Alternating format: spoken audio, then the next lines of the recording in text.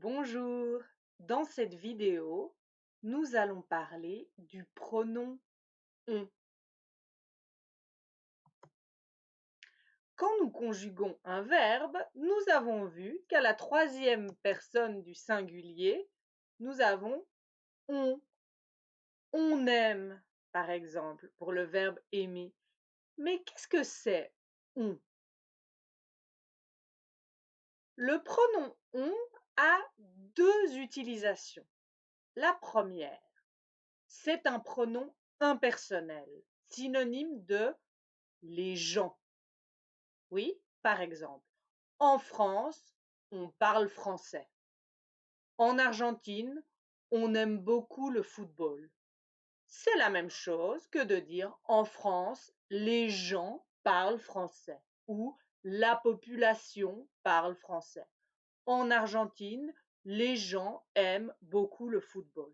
Non, c'est un pronom impersonnel qui permet de parler des gens en général. Oui. La deuxième utilisation, c'est une utilisation dans le langage familier. Oui, pas dans un contexte formel, dans un contexte informel. Et à ce moment-là, ça remplace nous. Oui, par exemple, je peux dire mes amis et moi, on aime le cinéma français. Et c'est identique que de dire mes amis et moi, nous aimons le cinéma français. Oui, mais dans le langage familier, on a tendance à privilégier on.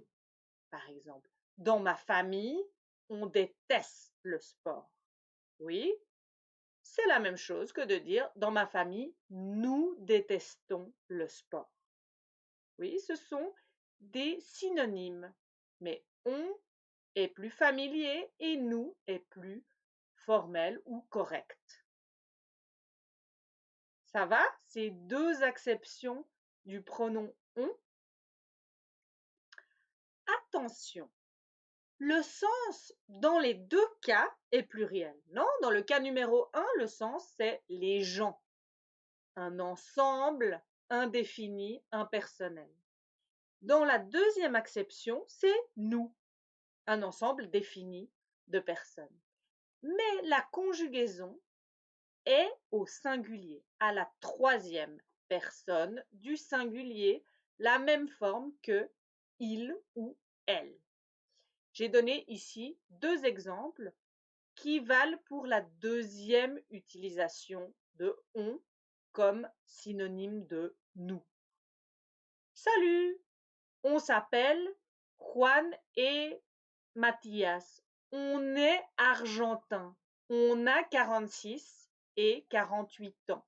Vous voyez qu'ici, le verbe être est à la troisième personne du singulier et ici, le verbe avoir est à la troisième personne du singulier.